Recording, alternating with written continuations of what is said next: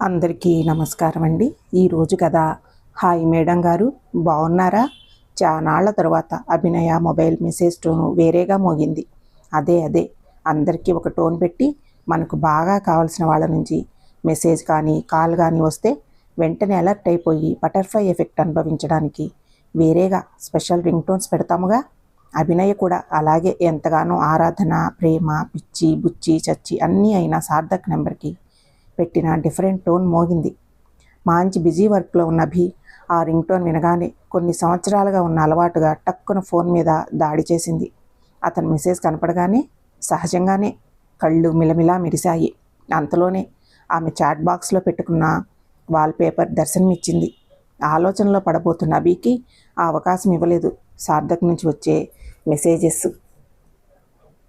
ఎలా ఉన్నావు? నన్ను మర్చిపోయావా? అసలు మెసేజ్ చేయడం కూడా తగ్గించేశావు అంటూ మెల్లగా సింగిల్ రిప్లైస్ కాస్త డీప్ చాటింగ్లోకి దిగింది. మళ్ళీ వెల్లువెత్తిన మెసేజ్లతో అభి ఫోన్ మోతెక్కింది. కొన్నేళ్ల క్రితం ఆ క్షణం కోసం వేచి చూసింది. ఇప్పుడు తన మనసులో పలు రకాల ఆలోచనలు. ఇంతలో అతని నుంచి మరో మెసేజ్. ఏంటి రేట్ లిప్టైసు? ఏం చేస్తున్నావు అసలు? బయటికెళ్ళాలి, బట్టలు వెతుకుతున్నా అని రిప్లై ఇచ్చి నిజంగానే ఆ పని మొదలుపెట్టింది అభి. అవునా? అయితే బట్టలు దొరికిన వెంటనే చెప్పు పెళ్ళామా, వీడియో కాల్ చేస్తా అని రిప్లై వచ్చింది. కన్ను కొడుతూ ప్రేమగా చూస్తున్న స్మైలీస్ యాడ్ చేసి గుండె జల్లు మంది. మళ్ళీ పెళ్ళామా అన్న పదం సార్థక్ నోట వింటే ఎంత తీయగా ఉంటుందో మాటల్లో చెప్పలేమసలు. అదేదో సినిమాలో చెప్పినట్టు మన వాళ్ళ మెసేజ్ చదివితే వాళ్ళ వాయిస్ మైండ్లో వినిపిస్తుంది కదా. ఏవేవో ఆలోచనలు చేసుకుంటూ బట్టలు సెలెక్ట్ చేసుకుని తెలియని ఆలోచనలోనే అర్ధనగ్నంగా మారిపోయింది డ్రెస్ మార్చుకునే క్రమంలో. ఇంతలో ఆమె ఒకప్పుడు వినడానికి తప్పించిపోయిన రింగ్ టోన్ మోగేస్తోంది. చూస్తే సార్థక్ నుంచి వీడియో కాల్. ఎందుకు చేస్తున్నాడో, అతనికి ఏం కావాలో తెలియదా ఆమెకి? పంచ ప్రాణాలు అయిన సార్థక్ అడిగితే ప్రాణమే ఇచ్చేంత ప్రేముంది కదా. ఇదొక లెక్క ఏంటి? లిఫ్ట్ చేయడానికి ఒకవేళ స్క్రీన్ మీద ఉంచింది ఆలోచనగా. అభినయ, సార్థక్ ఇంటర్ నుంచి క్లాస్మేట్స్. సార్థక్ ఇంటర్లో డిప్ప కటింగ్ నిండా నూనె పెట్టుకుని అది మొహం మీదకి కారి అందానికి ఎఫెక్ట్ అవుతుందని మొహానికి ఎక్స్ట్రా పౌడర్తో అతని సైజుకి డబల్ ఉండే షర్టుల్లో మహా అందంగా ఉండేవాడు. అందానికి ఇవేం కొలమానం కావని నమ్మే అభినయ అందానికి ఇంటర్లోనే దాసుడయ్యాడు సార్థక్. సార్థక్ మీద ఇష్టమున్న ఒక మంచి ఫ్రెండ్ని చూసిన అభి అతని ప్రతి కష్టంలో తోడుండేది. డబ్బు సాయం నుంచి మాట సాయం దాటి చదువు సాయం వరకు అన్నీ తానే చూసుకునేది. అతను ఇంటర్ సెకండ్ ఇయర్లో ఇష్టాన్ని అభికి వినయంగా తెలిపి ఆమె ఎలాంటి అందగత్తె అతనికి పడిపోవడం అత్యాశ అని, నచ్చకపోతే ఫ్రెండ్గా ఉండడం మాత్రం మానవద్దని బతిమలాడాడు. ఆమె వెంటనే తన అభిప్రాయం తెలపకపోయినా ఇంటర్ అయిపోవచ్చు సమయాన ఇష్టాన్ని వ్యక్తం చేసేసింది. అలా ఆ ప్రేమ పావురాలు రెండు ఒకే కాలేజీలో బీటెక్ జాయిన్ అయ్యాయి. ఫస్ట్ ఇయర్లో సర్వసాధారణమైన ర్యాంకింగ్కి సార్థక్ బలయ్యాడు. అతని వాలకానికి సీనియర్స్ విపరీతంగా ఆట పట్టించేవారు. అతను బాధపడడం ఏమాత్రం చూడలేని అభి అతనికి ఒక ప్రొఫెషనల్ స్టూడెంట్ ఎలా ఉండాలో నేర్పి అతని డ్రెస్సింగ్, బాడీ లాంగ్వేజు మార్చేసింది. అవి జరిగాక కానీ జిడ్డోడుతూ ఉండే సార్థక్లో అందగాడు దాగున్న విషయం అభికే కాదు, కాలేజీ వాళ్ళకి కూడా అర్థం కాలేదు. తనని చూసిన వినవాళ్ళు కూడా తనని చాలా విలువిచ్చి చూస్తుంటే దీనికి కారణమైన అభిని విపరీతంగా ఇష్టపడ్డాడు సార్థక్.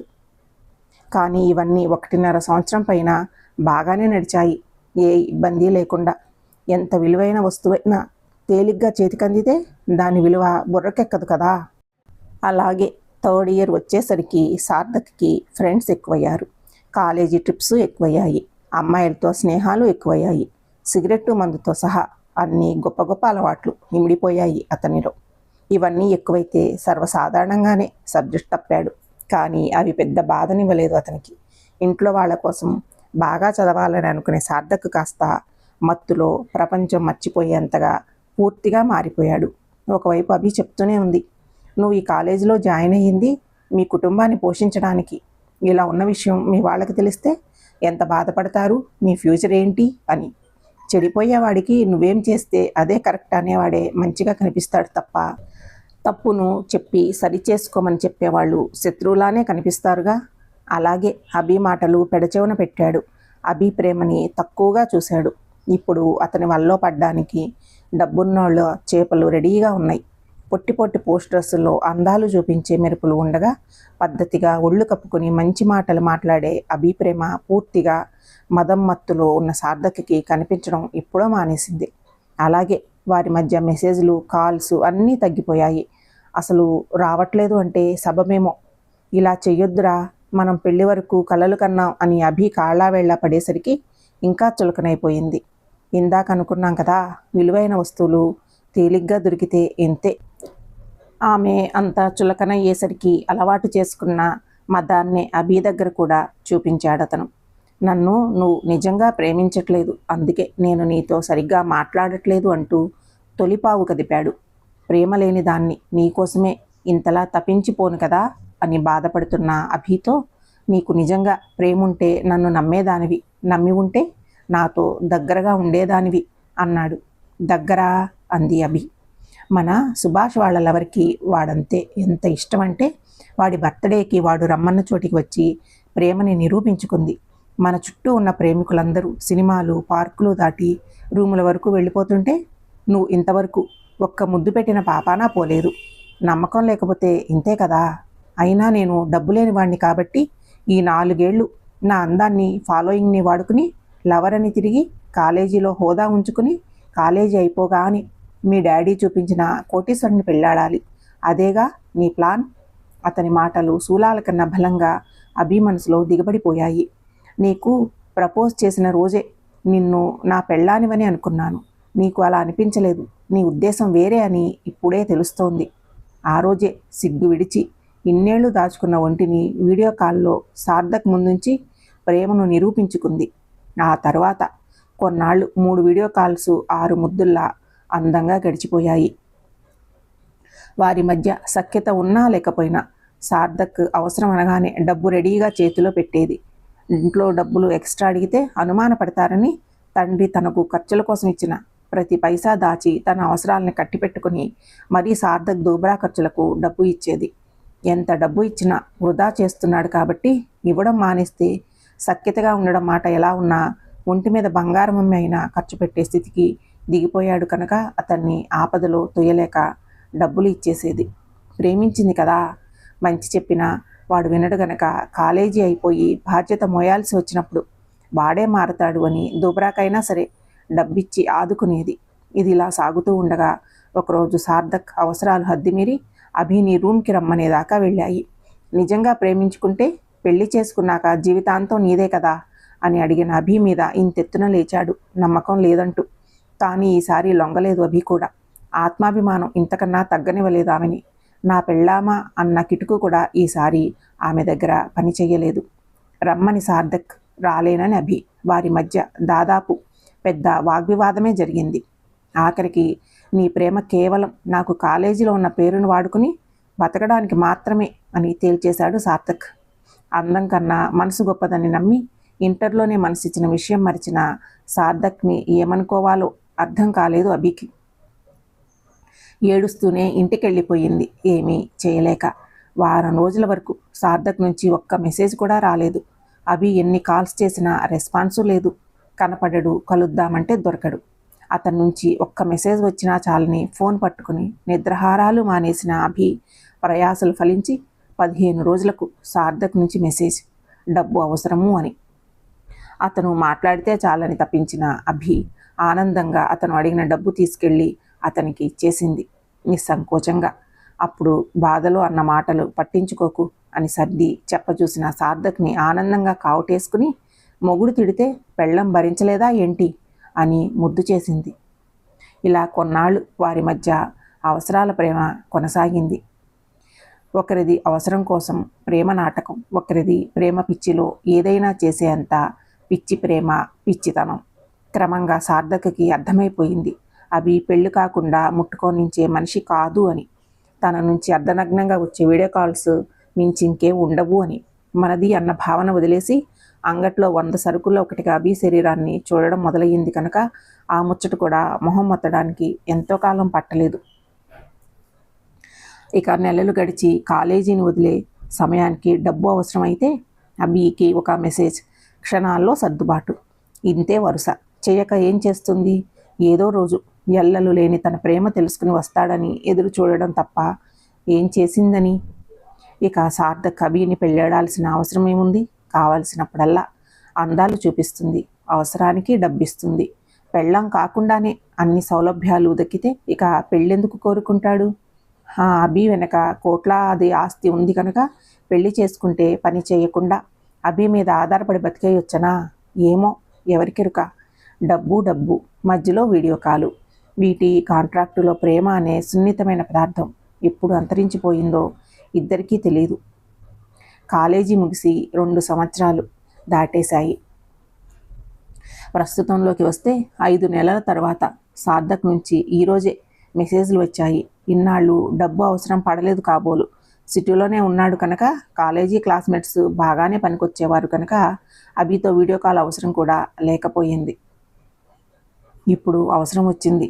ఎందుకో ఫ్రీయే కాబట్టి ఒక ట్రయల్ చూద్దామని చేశాడు కావచ్చు.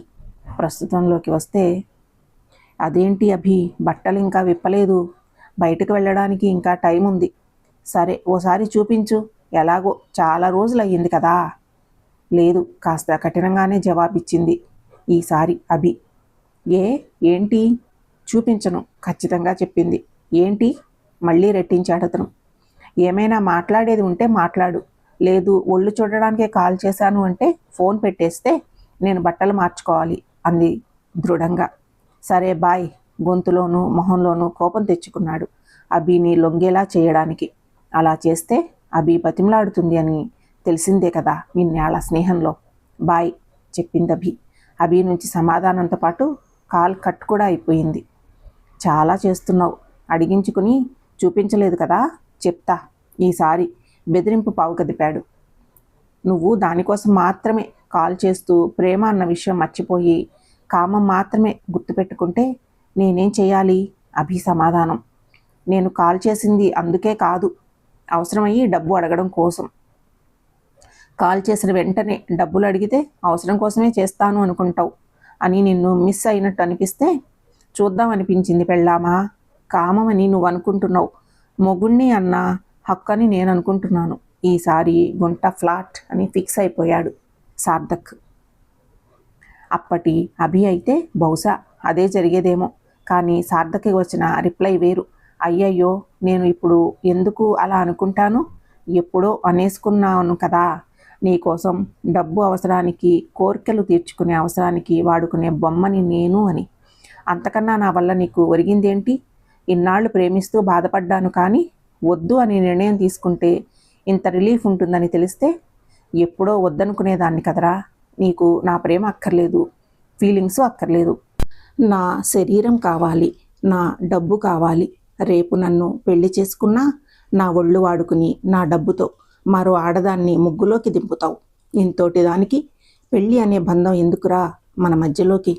ఇప్పుడు తెలిసొచ్చింది కాబట్టి ప్రేమను తప్పుబట్టేసి జీవితంలో ప్రేమే వద్దనుకొని నేను ఎంచుకున్న మనిషి తప్పైతే ప్రేమను ఎందుకు నిందించాలి? నాకు నమ్మకం ఉంది, ఏదో నాడు నిజమైన ప్రేమ దొరుకుతుంది. అప్పుడు మోసపోను. నీ పాఠాలు గుర్తుంచుకుంటాను, అలాగే నువ్వు కూడా గుర్తుంచుకో. నేనెలాగో నీకు ఎలాంటి అవసరాలు ఇక మీద తీర్చేది లేదు కాబట్టి నా తరువాత వేరొక దాన్ని అవసరాలకు సెట్ చేసుకున్నప్పుడు ఇలా అవసరాలకు మాత్రమే కాల్ చేయకుండా దాన్ని కనీసం ఒక మనిషిలాగా ట్రీట్ చెయ్యి. అప్పుడు మాత్రమే అది నీ అవసరాలు తీర్చే ప్రయత్నం చేస్తుంది. కోరికలు, అవసరాలు తీర్చేదానికి ప్రేమ అని పేరు పెట్టకు. ఇదే అభి నుండి అతనికి లాస్ట్ మెసేజ్. ఆ పైన అభి నెంబరు మారిపోయింది. సార్థక్తో మాటలు కూడా లేవు. ఇది జరిగిన 14 నెలలకు అభి తండ్రి ఒక సంబంధం తెచ్చారు. సిటీలోనే అతిపెద్ద కళ్యాణ మండపంలో అభికి అజిత్ కుమార్ అనే కోటీశ్వరుడితో పెళ్ళి. అదే పెళ్లిలో ఒక మూల టక్ సర్దుకుంటూ హడావుడిగా తిరుగుతున్నాడు సార్థక్.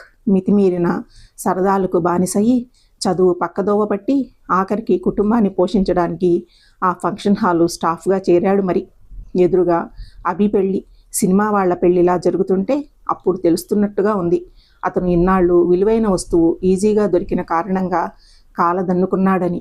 ఒకవైపు ఏదో తెలియని బాధ, మరోవైపు అభి అతన్ని వద్దన్న కోపం, ఉక్రోషం. బుర్ర నిండుగా తొలిచిన పిచ్చి ఆఖరికి అతనితో ఈ పెళ్లి ఎలాగైనా ఆపేయాలి అని ఆలోచించేలాగా చేసింది. ఆ రోజు సాయంత్రం రిసెప్షన్ అయ్యాక అందరూ మరుసటి రోజు ఉదయాన్నే పెళ్లి ముహూర్తం కనుక ఎవరి పనుల్లో వారు బిజీగా ఉండగా పెళ్లి కొడుకు గది దగ్గరికి వెళ్ళాడు.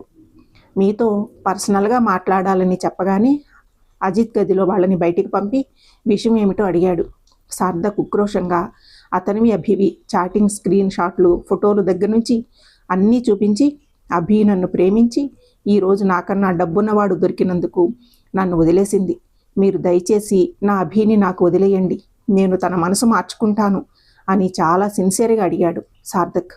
ఎలాగైనా అభిని దక్కించుకోవాలన్న ఆలోచనతో మితిమీరిన ప్రేమైన పంతమైన మనిషి చేత ఎన్ని అబద్ధాలైనా ఆడిస్తుంది. అజిత్ అవన్నీ పరీక్షగా చూస్తున్నాడు. డేట్స్ అన్నీ చెప్పకనే చెప్తున్నాయి. అవన్నీ అభి సార్థక్ల తొలినాళ్ల మాటలని. అభి నిన్ను ఎందుకు వదిలేసింది అని చాలా మామూలుగా అడిగాడు అజిత్. మీ దగ్గర నాకన్నా ఎక్కువ డబ్బుంది కనుక నాకన్నా బాగా చూసుకుంటారు. మీతో ఉంటే సమాజంలో మంచి హోదా దక్కుతుంది, అందుకే కావచ్చు అన్నాడు సార్థక్ సిన్సియర్గా మొహం పెట్టి. ఆమె నీతో ఇవన్నీ చెప్పడానికి ఏమన్నా సాక్ష్యాలు ఉన్నాయా? అజిత్ అడిగిన ప్రశ్నకు చిత్రంగా చూశాడు సార్థక్. దానికి అజిత్ చిన్నగా నవ్వుమొహం పెట్టి, ఏం లేదు, ఇన్ని సాక్ష్యాలు తెచ్చావంటే ఆమె నిన్ను అన్ని మాటలు అన్నది కూడా భద్రంగా దాచి ఉంటావు కదా, చూపిస్తావేమో అని అన్నాడు. సార్థక్ అజిత్ని అర్థం కానట్టు చూశాడు. పోనీ నేను చూపించనా ఆ సాక్ష్యాన్ని, అభి క్యారెక్టర్ని అంటూ అతని మొబైల్ ఓపెన్ చేసి ఆడియో క్లిప్ వినిపించాడు. పెళ్ళైతే జీవితాంతం నీదేగా అని దీనంగా వినిపించిన అభి గొంతు. నమ్మకం లేదంటూ దెబ్బలాడుతున్న సార్థక్. ఆఖరికి వస్తావా రావా అని ఒక్క మాటలో తేల్చేబోయిన సార్థక్తో, నీకోసం చావమంటే చస్తాను, కానీ నా అభిమానాన్ని చంపుకొని నన్ను నేను అవమానించుకోలేను. నిజమే, నువ్వు నన్ను పెళ్ళాంలాగానే చూస్తున్నావు. ముందు మానసికంగా ఆ కోణంలో చూడు, తర్వాత శారీరకంగా నేనే వస్తాను. మానసికంగా అంగీకరించిన వాడికి శారీరకంగా తప్పుడు దోవలో దక్కించుకునే తొందర ఉండదన్న అర్థం ఆమె మాటల్లో తెలియకనే తెలిసింది. ఆ పైన నీకు ప్రేమ లేదు, నువ్వు నాతో మాట్లాడడానికి ప్రయత్నించకు అంటూ పెద్ద గొడవ పెట్టుకున్న సార్థక్ మాటలు వివరంగా వినిపించాయి. అవి విన్న సార్థక్ కాస్త కంగారుగాను, అవి పెళ్ళికొడుకు దగ్గర ఎలాగా అని కాస్త అయోమయంగానూ చూశాడు అతని వైపు. మొబైల్ లోపల పెట్టుకుని ఆ చిరునవ్వు అలాగే మొహంలో కనిపిస్తూ ఉండగా చేతులు కట్టుకుని పాలిపోయి కనపడుతున్న సార్థక్ వైపు చూస్తూ, ఎన్ని కేసెస్ చూసుంటామో కదా, హ్యాపీగా అమ్మాయితో తిరిగేయడం, బ్లాక్మెయిల్ చేయడానికి కావలసినవన్నీ భద్రంగా ఉంచుకోవడం, సమయం వచ్చినప్పుడు ఇలా మొత్తంగా జీవితం నాశనం చేసేయడం. ఏం చేద్దామనుకున్నావు అసలు ఇప్పుడు? నేను ఇవన్నీ చూసి కోప్పడి పెళ్ళి ఆపించేస్తే అభి చచ్చినట్టు నీ దగ్గరికి వస్తుంది అనుకున్నావా? ఇంకో దారి లేకపోతే తను నిన్ను వద్దంది కాబట్టి ఈ పెళ్ళి ఆగిపోతే నీ ఈగో సాటిస్ఫై అయిపోతుంది అనుకున్నావా? నీకొక విషయం ఇప్పటికీ అర్థం కాలేదు. అదేంటి అంటే, ఆల్రెడీ అభిని నువ్వు పోగొట్టేసుకున్నావు. సముద్రం అంత ప్రేమించే అమ్మాయి ఇక నీ జీవితంలో ఉండదు. నీలో ఎన్ని బ్యాడ్ క్వాలిటీస్ ఉన్నా కానీ నీలో మంచిని మాత్రమే చూస్తూ నిన్నంత ఎత్తులో నిలబెట్టే అభి ఇక నీది కాదు. నీకే సమస్య వచ్చినా అది తన సమస్యగా భావించి నీతో నిలబడే బంగారం లాంటి అమ్మాయిని నిర్లక్ష్యం చేసి నీ చేజేతులా నువ్వు దూరం చేసేసుకున్నావు. నువ్వది రియలైజ్ అయ్యావో లేదో నాకు తెలియదు, కానీ ఇక మీద ఒకవేళ నువ్వు కావాలనుకున్నా అభి నీకు దక్కదు. నువ్వు చేయాలనుకున్న తన లైఫ్ నాశనం చేయలేవు. అంత ప్రేమించి నీ కోసం ఏమైనా చేసే ఆ అమ్మాయికి నువ్వు చేసిందేంటి? తను ఇచ్చే డబ్బుతో మరో అమ్మాయిని ముగ్గులోకి లాగడమా? తను ప్రాణం అనుకున్నవారు మరొకరితో అలా ఉండడం చూసి ఎవరి మనసు తట్టుకోగలదు? ఇన్ని వేషాలు వేసిన రోజుల్లో ఒక్కసారి కూడా అమాయకంగా ప్రేమను పంచే అభిమోహం గుర్తుకు రాలేదా? అందరినీ చూసినట్టే అంత ప్రేమించిన అభిని కూడా అంగట్లో సరుకుని చూసినట్టు చూసావు కదా నువ్వు. ప్రేమంటే ఏంటి? వీడియో కాల్స్ చేసి ఒళ్ళు చూపిస్తేనే ప్రేమున్నట్టా? లేకపోతే నువ్వు రమ్మన్న చోటికి వచ్చి ప్రేమను నిరూపించుకోవాలా? అసలు నిజమైన ప్రేమను నిరూపించుకోవాల్సిన అవసరం ఏముంది? జీవితాంతం నువ్వే తన జత అయినప్పుడు ఆ పనులన్నీ పెళ్లికి ముందు కక్కుర్తిపడి చేయాల్సిన అవసరం ఏముంది? ఒకవేళ నీకు అభి నుంచి కావాల్సింది అవసరాలే అయితే దానికి ప్రేమ అని పేరు పెట్టాల్సిన పనేముంది అని అడిగాడు. అజిత్ మాటలకి సార్థక్ మాటలు రాక నిశ్చేష్టుడై చూస్తున్నాడు. ఏంటి, అభికే తెలియని విషయాలన్నీ నాకెలా తెలుసు? అసలు అభికి నీకు మధ్య జరిగినవి నేను ఎలా తెలుసుకున్నాను అని ఆలోచిస్తున్నావా? అభి నన్ను మోసం చేసి ఈ పెళ్లి చేసుకోవట్లేదు. మేము ఇవన్నీ మాట్లాడుకునే ఈ పెళ్లి చేసుకుంటున్నాం అంటూ ఉండగా మరొకతను లోపలికి వస్తూ, రమ్మని మెసేజ్ చేశావు ఏంటి అజిత్ అని అడిగాడు. వీడు అభితో దిగిన ఫోటోలు స్క్రీన్ షాట్లు పట్టుకుని వాగుతున్నాడు. నువ్వేం చేస్తావో నాకు తెలీదు. వీడి దగ్గర ఒక్క ఆధారం కూడా మిగలకూడదు. అంతేకాదు బుద్ధి రావాలి అని అప్పచెప్పాడు అతనికి. నాకు వదిలే అజిత్, నేను చూసుకుంటాను. స్టేషన్లో 4 రోజులు పెట్టి నా స్టైల్లో ట్రీట్మెంట్ ఇచ్చానంటే సరిపోతుంది అంటూ అతన్ని బయటికి లాక్కెళ్ళాడు ఆ వచ్చినతను. అతన్ని చూస్తూ అభితో అతని పెళ్లి చూపుల తర్వాత జరిగింది తలుచుకున్నాడు అజిత్. పెద్దవాళ్ల మాటలు కాదనలేక అయిష్టంగా పెళ్లి చూపులకు వచ్చి కాస్త ర్యాష్గా మాట్లాడాడు అజిత్. కావాలనే పెళ్లి కూతురికి నచ్చకుండా ఉండడం కోసం అయినా అభి మీ ఇష్టమని ఇంట్లో వాళ్ళకే నిర్ణయం వదిలేసింది. పెళ్లి చూపులు అయిపోయి ఎంగేజ్మెంట్ డేటు ఫిక్స్ చేసుకుని వెళ్ళిపోయాక 2 రోజులకు అభికి కాల్ చేసి కలవాలని అడిగాడు అజిత్. అతని కథ చెప్పాలని వచ్చిన అజిత్కి అభి ఆమె కథ చెప్పి ఆశ్చర్యపరిచింది. ఇవన్నీ అవమానాలుగా భావించను నేను, ఎందుకంటే ఇవే నాకు పాఠాలు నేర్పింది. ఇవి జరిగినా మీకు అభ్యంతరం లేకపోతేనే నన్ను పెళ్లి చేసుకోండి. నా వరకు నాకు ఇలా జరగడం వల్లే ప్రేమ విలువ తెలిసింది. అది అందరికీ పంచేది కాదు. మన ప్రేమ స్వచ్ఛమైంది అయితే దాన్ని పొందడానికి అర్హత అనేది ఉంటుంది. అది ఉన్నవారికే దాన్ని పంచాలి అన్న అభి మాటలు అజిత్ ఆలోచనలు మారిపోయాయి. సార్థక్ లాంటి క్యారెక్టర్ ఉన్న అమ్మాయి వలన నష్టపోయి అమ్మాయిలంటేనే విరక్తి చెంది ఈ పెళ్లి కూడా పెద్దల బలవంతం మీద ఒప్పుకున్న విషయం చెప్పాలని వచ్చిన అజిత్కి అభి మాటల్లో ఆమె మనసుని, ప్రేమని, తను ఎవరినైనా అంత ప్రేమించినప్పుడు ఇచ్చిన స్థానాన్ని చూసి అందరూ అమ్మాయిలు ఒకేలాగా ఉండరని తెలుసుకున్నాడు. అజిత్ అందానికి, డబ్బుకి ఎరవేసి వాడుకుని మరొకడితో రెడ్ హ్యాండెడ్గా దొరికిపోయి అతని మనసు విరిచేసిన అమ్మాయిని మాత్రమే చూసిన అజిత్కి సార్థక్ మోసం చేసినా కూడా మనిషిని వద్దనుకుంది తప్ప ప్రేమని తప్పుబట్టని అభి క్యారెక్టర్ ఇంకా బాగా నచ్చింది, ఆలోచింపచేసింది.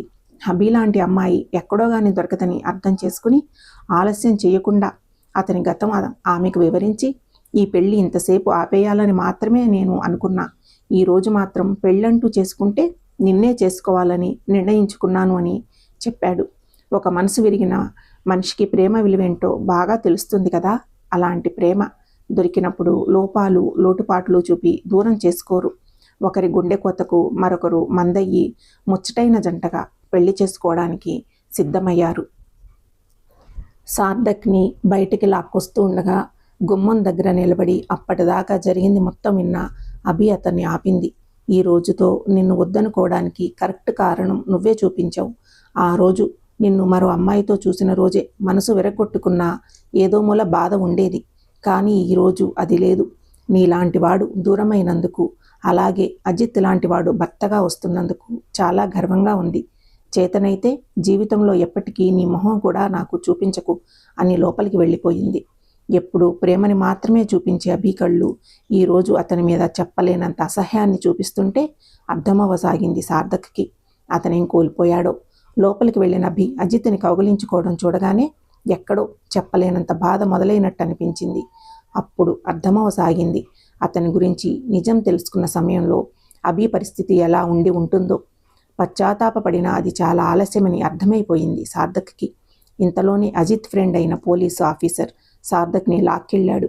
అభి పెళ్లి అజిత్తో జరిగిపోయింది. ఆమెకు సార్థక్ విషయంలో బాధ లేదు. ఆ రోజు అతను డబ్బు తీసుకున్నది అతని క్లాస్మేట్ని ముగ్గులోకి దింపడం కోసమని తెలిసిన నాడే గుండె పగిలేలాగా ఏడ్చింది. ఆ రోజే జ్ఞానోదయమయ్యింది. ప్రేమని నిరూపించుకోవడానికి శరీరాన్ని ఇచ్చుకోనక్కరలేదు అని, నిజంగా ప్రేమించేవాడు విలువ తెలుసుకుని మెలుగుతాడు అని. ఆ రోజే కష్టమైనా మర్చిపోవడానికే ఓటేసింది. ఎన్నాళ్ళు పడుతుందో తెలియకపోయినా ముందడుగు వేస్తూనే ఉంది. ఆటుపోట్లు పాలైన అభి జీవితానికి ఆమె నిరీక్షణ ఫలించి ఎట్టకేలకు అజిత్ ఆమె లైఫ్లోకి వచ్చాడు. సార్థక్ని పోలీస్ స్టేషన్లో ఉంచి ఒళ్ళు హూనమయ్యేలాగా కొడుతున్నారు. ఒక ఆడపిల్ల జీవితం నాశనం చేయజూపినందుకు. అతనికి ఒంటి మీద తగులుతున్న దెబ్బలు కన్నా మనసుకు తగిలిన దెబ్బలే ఇంకా బాధగా ఉన్నాయి. అతనిలో పశ్చాత్తాపం బహుశా మొదలైందనుకుంటా. చేతిలో ఉన్నన్నాళ్ళు నిర్లక్ష్యం చేసి దూరం చేసుకుని ఈరోజు ఏమీ లేని ఒంటరివాడిని అయ్యానని మనసు మెలిపెట్టే బాధలో ఉండిపోయాడు సార్థక్. ఈ కథను రచించినది మహికా గారు. ఈ కథ మీకు నచ్చినట్లయితే ఛానల్ని సబ్స్క్రైబ్ చేసుకోండి. మీ స్నేహితులకి బంధువులకి షేర్ చేయండి, లైక్ చేయండి. ఈ కథ గురించి మీ అభిప్రాయాన్ని కామెంట్ రూపంలో తెలియచేయండి. Thank you.